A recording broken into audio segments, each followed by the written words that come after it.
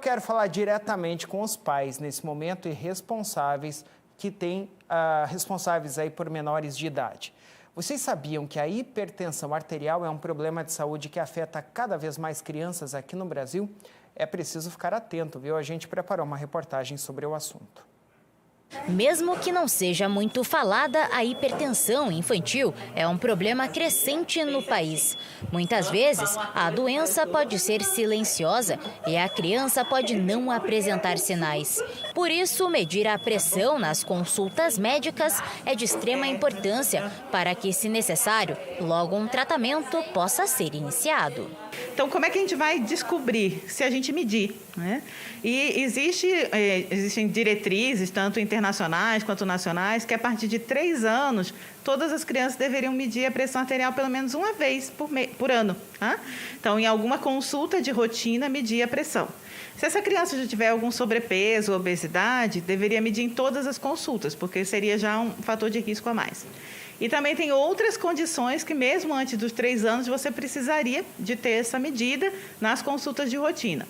Então, por exemplo, uma criança que nasceu prematura, uma criança que faz uso de medicação que pode aumentar essa pressão. Segundo os últimos dados divulgados sobre o tema, 15% das crianças no Brasil já são hipertensas, o que traz um alerta para os pais. O sedentarismo e hábitos alimentares inadequados, por exemplo, são apenas um dos fatores que podem ocasionar na doença. Dentre as causas, muitas são causas renais, porque podem ter causas de alguma doença renal, ou que a criança já nasceu com essa doença, ou desenvolveu assim ao longo da vida, ou algum estreitamento de algum dos vasos ali de uma artéria renal, mas também eu posso ter uma criança com uma cardiopatia, né, com problema no coração e com outras alterações.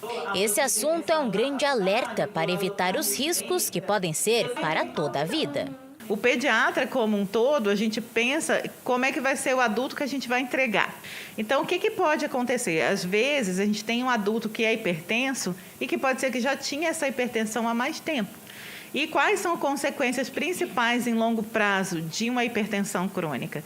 Principalmente para a parte cardíaca e para a parte renal. E principalmente em termos de Brasil, infelizmente não se tem essa rotina dentro das consultas pediátricas de adolescentes de medir a pressão arterial de rotina. Muitas vezes você não vai fazer o diagnóstico, né? Então a gente não tem muito como saber se esses que são hipertensos ali na vida adulta já eram hipertensos antes, né? Então é algo que realmente a gente precisa colocar na nossa rotina para saber. Esse crescente número de casos de hipertensão infantil, segundo a doutora, pode ter relação com o aumento do número de médicos que medem a pressão das crianças.